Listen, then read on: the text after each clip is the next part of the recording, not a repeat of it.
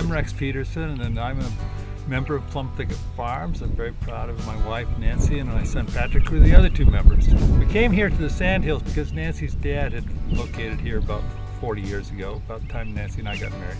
All I ever wanted to do was raise cows and take care of ground. I went to vet school because I thought that was the best way for me to bring a skill back to the family ranch. Veterinary medicine was actually a means to an end rather than an end in itself. We didn't think we'd ever get to farm, and then her job situation changed and said, what would you really like to do, Nan? And she said, I'd love to ranch. That's why I went to vet school, and so here we are. We're really committed to building soil. When we moved here, this was like hydroponic gardening. There was no soil structure, there was no organic matter. You got out of it what you put into it. It was really prone to wind erosion, water erosion, and we really wanted to stop that.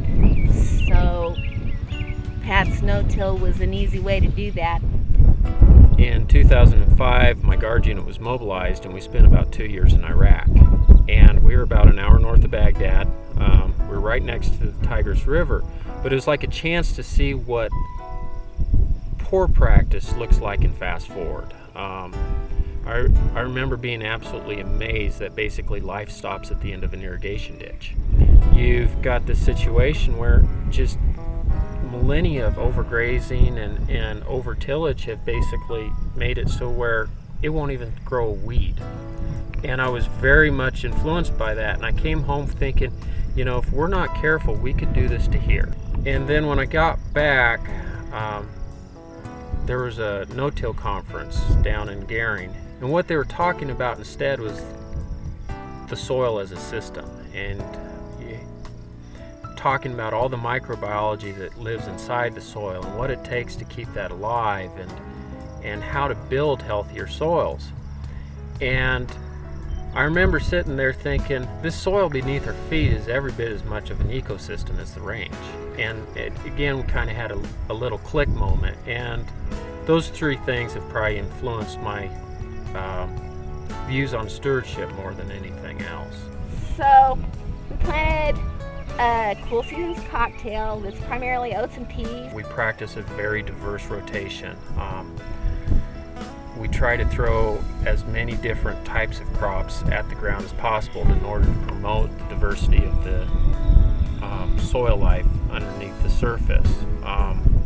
We try to limit ourselves on how much water we apply through our irrigation system, and then we also try to use our farm ground in order to protect our pastures by providing forage during periods when our dominant grasses in our pastures are growing and will be detrimentally affected by grazing. And then as we learned more about it and learned how cattle could really benefit soil health, it also became something that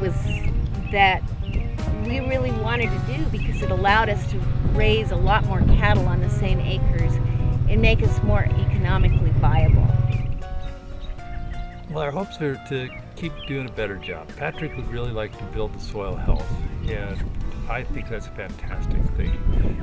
We'd like to improve the range health. I'd love to see all the stuff that we've done mature. There are a few other things we'd like to work into this to make it an even better place. I personally feel like food production, farming, is a spiritual gift. I don't think very many people have it. I think that we are honor bound to take care of it and to improve it however we can. Certainly, above all, do no harm. But I also think that everything we do should be aimed towards improving it. Whether we're designing our pasture rotations so that we're improving the diversity of it, or doing stuff like this when we're building soil. And I love our interns because I get to take two kids from wherever every spring, and we work the tails off of them, but we're also able, I think, to pass a little bit of that conservation ethic onto them. At least introduce them to it, teach them some of the different ways of thinking about stuff, and so far they all still speak to me at the end of the year, and we're all still pretty good friends.